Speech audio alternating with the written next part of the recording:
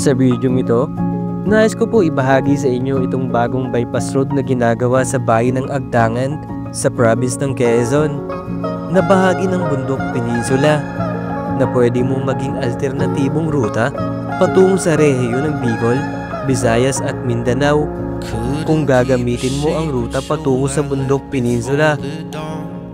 Ang Agdangan Bypass Road ay naglalayo na mas pabilisin ang pag-akses ng mga lokal na naninirahan dito patungo sa paaralan, ospital at sa mga pampublikong pasilidad ng bayan ng Agdangan at mas pabilisin ang biyahe ng mga motorista na dumadaan sa kahabaan ng Padre Burgos Agdangan National Road para maiwasan ang pagsikip ng daloy ng traffic sa bayan ng Agdangan sa province ng Quezon.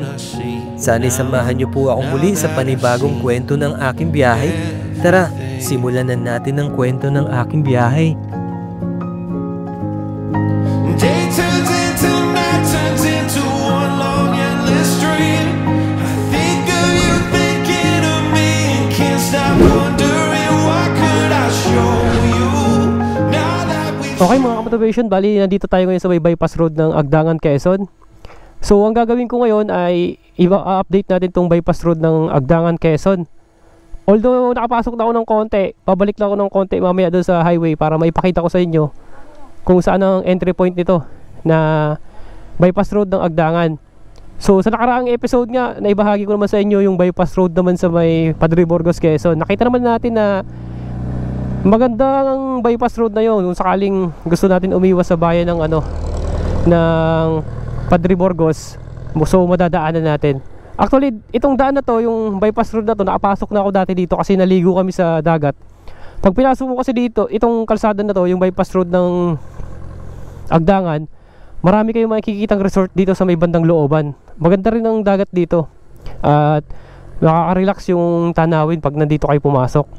Kasi dati naghahanap kami ng resort or dagat, napadpad kami dito. Hindi ko na nga na-vlog yung dati kasi nagmamadali na kami at tanghali na kami nakarating dito. Okay mga motivation, sama ko sa biyahe na ito. Babalik lang ako doon sa highway para may pakita ko sa inyo yung entry point nitong bypass road ng Agdangan. Tara, let's go! Tonight I leave familiar for the great unknown. Got a couple broken arrows and my hair is grown since you saw me last, talking on an old flip phone. Today I shed the skin of who I used to be.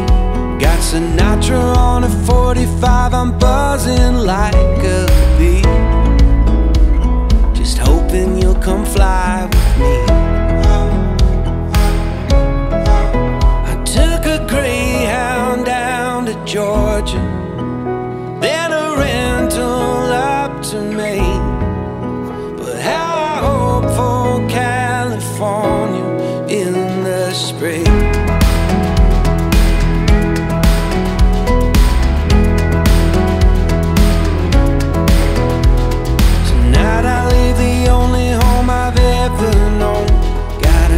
$100 that I'm gonna blow on a used guitar, a Fender or an Epiphone. What doesn't kill me makes me wonder and think of what the future will bring. But how I hope for California in the spring.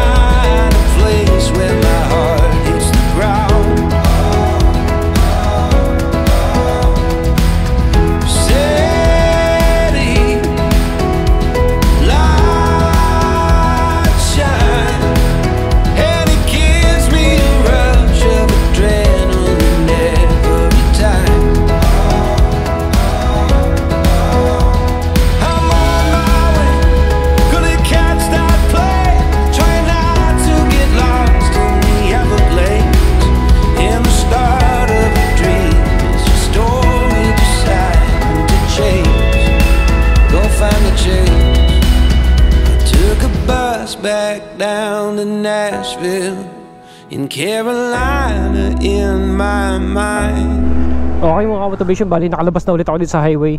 Basi sa napagtanungan ko kanina, itong tulay na to, ito yung pinaka-boundary ng Padre Burgos, tapos Agdangan. Pag nakatawid na tayo dito sa tulay, ay Agdangan na to. Ayan, ito na yung bypass road.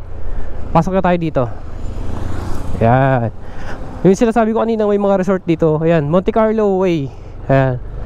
So, yung Monte Carlo na yan mga motivation na daanan, yung beach na yan, medyo malayo pa yan kasi yan yung tinuro sa amin nung nakaraan na ang lokal dyan na maganda daw dyan. Actually nakarating kami mismo sa resort. Ay nga lang, nung time na yun na pumunta kami ay napakadaming tao kaya umalis kami. Resort talaga siya, maraming mga cottage na pwede kayong mag-picnic. Ay nga lang, kung naghahanap kayo syempre ng hindi masyado matao or tahimik lang, merong katabi doon na parang hindi naman siya totally resort, pwede nyo kausapin. Nalimot lang ako sa pangalan na pwede kayong mag-relax, may kubo-kubo sila tabing dagat din. Kaya medyo na familiar sa akin itong harapan na to. So ngayon, tatry lang natin tagusin to kung saan ang diretso nito. Pero nag-research kasi ako sa Google Maps kagabi. Chinek ko to kung saan to dediretsyong bypass road na to. Bali ang dediretsuhin pala na itong mga motivation na daan na to ay dun mismo sa may pinakabayan ng Agdangan sa may simbahan. I-check lang natin kung makakatuloy tayo sa bypass road na to. Okay, nadagdagan na to. Nung nakaraan kasi punta namin dito, medyo maulan yun. Hindi pa to nadadaanan. May bagong kalsada na ulit Napakarami pa ng bypass road dito na ginagawa sa Bundok Peninsula or dito sa bayan ng Quezon, ay sa province ng Quezon. Yeah. Ito pala yung papuntang Monte Carlo mga automation, yung nakapaskil dun kanina. Ayun, dyan ang way. Ito, dediretsuhin ko lang to. Try ko lang kung makakatagos pa tayo dito. Kung saan saan ako subuot. Ito lang kasi yung mga bypass road na nakita ko nung pumunta kami dito, tulad nung sa Padre Burgos, tapos itong Agdangan. Talagang sabi ko sa sarili ko, babalikan ko tong bypass road na to. Check ko kung ano ba yung itsura dun sa loob. So ito na nga yun na ipapakita ko sa inyo. Tingnan natin kung saan to makakadiretso at kung ano pa yung mga klase ng daan na madadaanan natin dito. Ayun, may mga lokal nga dito.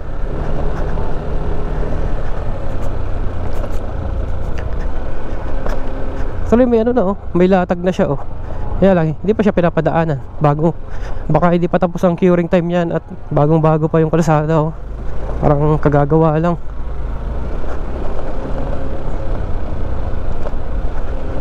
Yan. Okay. So far maganda pa yung kalsada. Kahit na rough road. Bali, dediretso tayo ng Gumaka Quezon. Doon tayo lalabas sa may Pitugo. Tapos labas tayo ng Gumaka bypass road. Yeah. Yun na yung magiging daan ko pa uwi.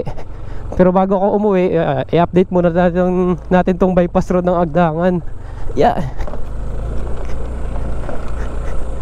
Haba ni pala nito.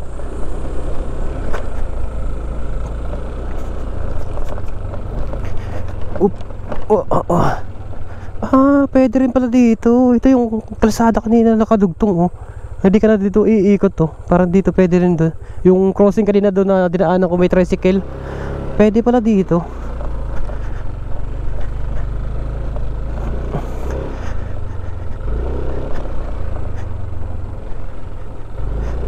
Ayan, may tulay. And road work. Tingnan natin kung makakaakyat tayo dito or sa baba.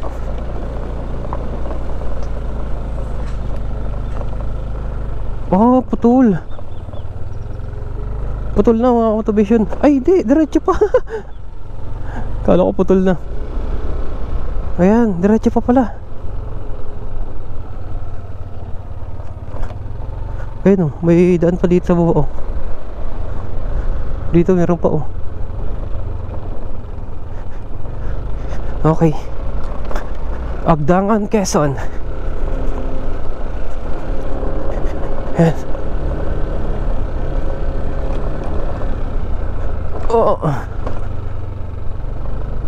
Ito, sementado na. Okay. Oh, ganda rin pala. Lapad din ang bypass road na to. Ayan, oh. Pagdating dito sa may left side, nandito yung sementeryo. Dito, ayan. Okay rin pala dito.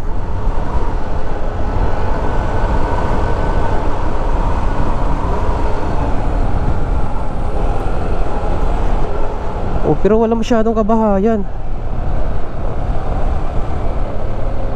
Pero pagdating ng araw, madedevelop naman to eh. Dahil may kalsada na eh. Marami na magtatayuan dito na ano, business. Mga bahay. O nga lang, may ilog dito. Ayan o.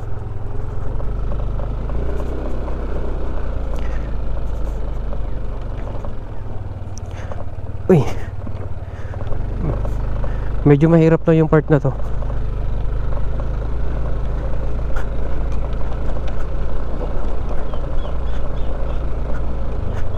Yan.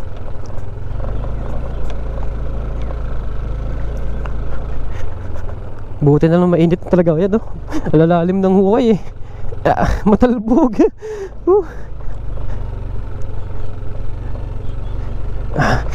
Siguro nang maulan, napakaputik dito. Ayan, oh, lalim ng mabakas.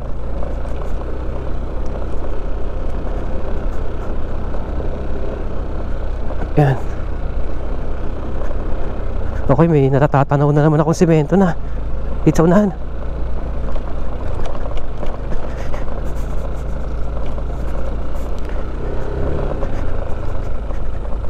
Okay. Base sa na-research ko kagabi, sinilip ko tong research na to. Bali parang ano daw to, para mas mapabilis yung ano, yung connection ng mga barangay sa hospital, school, o yan, sa bayan. Eto na mga automation, yung labas. Eto na oh, napakalapit lang pala. Eto na yung highway oh. Okay, pwede. Pagka totally passable na to mga automation na bypass road ng Agdangan, maganda dumaan. Malapit lang. Ayan oh. Ayos din pala. Ito na yung pinakalabas niya oh. Pero parang may nakita ko sa mapa, iba yung lalabasan. Baka yung kalsada na maliit kanina. Okay mga motivation. So paano?